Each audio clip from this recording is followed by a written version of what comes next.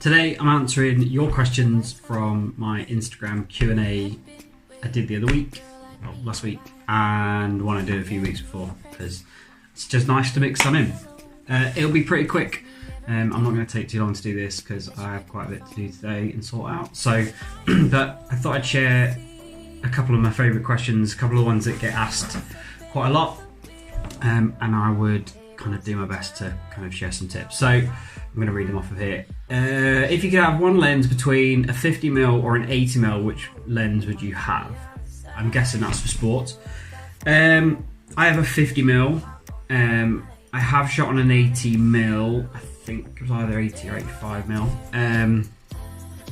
For me, it's probably a 50. It's a little bit more compact, which means I can stick it on my second body and I can use it as an additional lens. And I tend to use my 50 in order to get kind of details and very shallow depth of field stuff that I wouldn't use from a very far distance, but just stuff that kind of helps to tell the story. So it tends to be more close-up things and more kind of focusing on a specific detail. That's what kind of works for me. What's your favourite thing to use in Lightroom for a quick touch-up on your photos? Probably one of two things. One is curves. Tone curves can add loads to an image. It can really kind of make it pop. I hate that phrase. Make it pop and like kind of really make it stand out. The other thing to try, especially when you're starting out and you don't know much about editing, how to use things like Lightroom. Auto settings in Lightroom is great. It's a great starting point if you're not really sure kind of where to begin and you don't really know what all the sliders and stuff might do or how certain things might affect your image, or you're just unsure.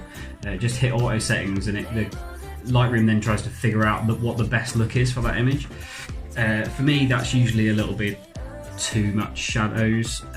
It looks a little bit too much HDR, but couple that with some other bits and pieces and you can kind of usually create something quite nice. And auto settings works in both desktop classic and mobile CC, so it's quite a good one to use. I use auto settings on all my mobile phone photos. If I edit them in Lightroom Mobile, they all go through auto settings just because it makes it look a little bit cool. Sony or Nikon? Neither. Who's your greatest inspiration? My greatest inspiration photographically is a guy called Chase Jarvis. Chase Jarvis is and was a action sports photographer. Started out in snowboarding and skiing and stuff, and he shot some really cool campaigns for people like Nike and stuff like that. And like his work is just incredible, and his work and what he does and how he helps and develops creatives is a huge inspiration for me. His YouTube channel I'll link below. But he's the CEO of a company called Creative Live, which is basically online training for creatives. All sorts of creativity stuff. It's not just video and photo. There's all sorts of stuff in there. But yeah, he's a huge inspiration for me, just in how he approaches creativity, how he mentors other creatives, how he encourages people, all that kind of stuff. So yeah, he's definitely a huge inspiration for me. Where do you see yourself in 5 years? 5 years time really for me is doing what I'm doing now. There won't be a great deal of change. What it'll be is me probably at a few more larger scale events. There's things like Commonwealth Games and Olympics and Paralympics and stuff coming up in the next 5 years. So there's some large scale events in there, to say the least. But yeah, I'll be transitioning from kind of local kind of races into the slightly bigger stuff and filling the calendar up with more of the very large kind of scale things. And that's just a natural progression. That's not that I don't want to do the small scale stuff, because actually I keep some of it in my calendar because it's quite nice, especially if it's local.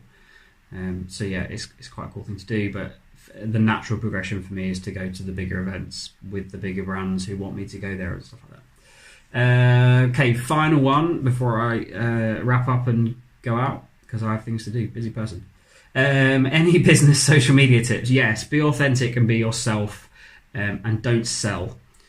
One of the biggest things I find, which frustrates me about photographers and business owners and stuff in general, especially on kind of social media, is the fact that it's all push marketing. It's all buy this thing, look at our best deal, we're doing this, we're doing that, buy this, buy that. And it's never just documenting what you do as a business. I can't remember ever offering my services out on social media, where I was repeatedly telling people to book me. I've put stuff out on social media when I've been very busy, and I know I'm about to get very busy, so I've reminded people socially that they need to think about, if they are considering booking me, they need to do it sooner rather than later so they don't miss out. But if you look at my social media feeds, it's never buy this, buy that, hire me for this, hire me for that. It's just, look, this is what I'm doing, this is where I've been, this is who I've worked with, and then I let people make their own decisions. And what a lot of businesses do on social media is they sit there and they'll push their message out there all the time. And actually what you need to do is try and lure people in and pull people in. And the people you do that with are the people who identify with your brand anyway. So just being authentic and being yourself as your brand, whether that's a one-person bandwagon or whether that's a 10-person company, just kind of documenting what you do and being yourself is a really critical thing. There are a bunch more questions that I haven't got time to really get to.